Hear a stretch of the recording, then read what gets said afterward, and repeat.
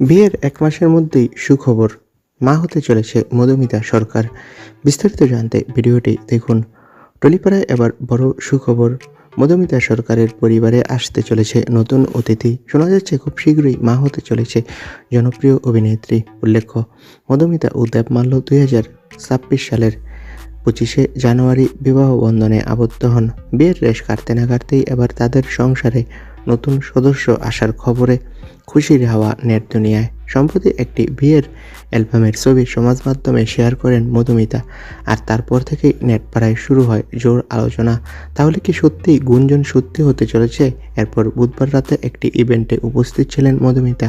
সেখানে কালো শরীর চাপা পোশাকে দেখা যায় অভিনেত্রীকে। অনেকের নজর কাড়ে তার সাজ পোশাক, কারণ স্কার্ফ দিয়ে পেটের অংশ আড়াল করার চেষ্টা করেছিলেন তিনি। এই ছবি ভাইরাল হতেই অনুরাগীদের মনে প্রশ্ন, তাহলে কি মধুমিতা সরকার মা হতে চলেছে?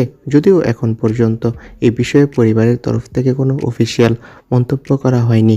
মধুমিতার মাও নাকি বিষয়টি নিয়ে মুখ খুলতে চাননি। তবে নেটিজনদের ধারণা খুব শীঘ্রই সুখবর আসতে চলেছে মধুমিতা ও দেবমাল্যর সংসার থেকে। তো বন্ধুরা, মধুমিতা সরকার যদি মা হয়, তোমরা কে কে খুশি হবে?